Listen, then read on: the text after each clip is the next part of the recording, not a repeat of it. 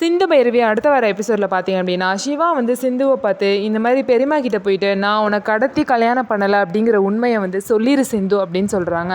அதுக்கு வந்து சிந்து பார்த்தீங்க அப்படின்னா அதான் உன் பர்த்டே வரைக்கும் டைம் இருக்குல்ல டாக்டரே, அதுக்குள்ளே நான் எப்படியாவது உங்கள் மனசில் வந்து இடம் பிடிச்சிடுறேன் அப்படின்னு சொல்லிட்டு சிந்து வந்து சொல்கிறாங்க. உடனே வந்து பார்த்தீங்கன்னா இல்லை சிந்து நீ போய் சொல்லிடுன்னு சொல்லிட்டு சொல்லவும் சரி நான் இப்போயே சொல்கிறேன், ஆனால் நான் இந்த விஷயத்த சொன்னதுக்கப்புறம் உன்னை விட்டும் இந்த வீட்டை விட்டும் ஒரேடியாக போயிடுவேன். ஆனால் நான் இந்த வீட்டை விட்டு போகிறதுக்கு முன்னாடி என்னோட உயிர் போயிடும், என்னோட உடம்பு மட்டும்தான் இந்த வீட்டை விட்டு வெளியே போகும் அப்படின்னு சொல்லிட்டு சிந்து வந்து சிவா கிட்ட சொல்கிறாங்க. இதை கேட்டு சிவா பார்த்தீங்கன்னா ரொம்பவே வந்து அதிர்ச்சியில் இருக்காங்க.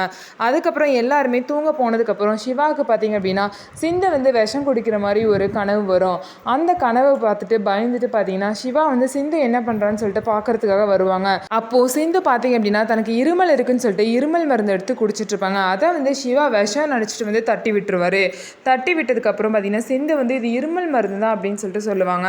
ஆனால் சிவா பார்த்தீங்கன்னா இல்லை எனக்கு அந்த மாதிரி ஒரு கனவு வருவோம், நான் பயந்துட்டு இந்த மாதிரி பண்ணிட்டேன், உனக்கு காலையில் வேறு மருந்து வாங்கி தரேன் அப்படின்னு சொல்லிட்டு கிளம்பிடுவார். சிவா போனதுக்கப்புறம் சிந்து வந்து நினைப்பாங்க என் மேலே இவ்வளோ பாசம் வச்சுருக்க, நடுராத்திரியில் கூட என்னை பற்றி நினச்சிட்டு பயந்துக்கிட்டு இவ்வளோ அக்கறையாக வந்து என்னை பார்க்குற, அப்படி இருக்கும்போது ஏன் டாக்டரே என்னை விட்டு பெரியணும்னு நினைக்கிற அப்படின்னு சொல்லிட்டு சிந்து வந்து நினைப்பாங்க. என்னதான் வந்து சிந்து வந்து பொய் சொல்லி சிவாவை கல்யாணம் பண்ணக்கூடாது, சிந்து வச்சிருக்க பாசத்தினால சிவாவையும் சிந்துவையும் யாருமே பிரிக்கவே முடியாது. இந்த மாதிரி தான் அடுத்த வர எபிசோட் போக போகுது.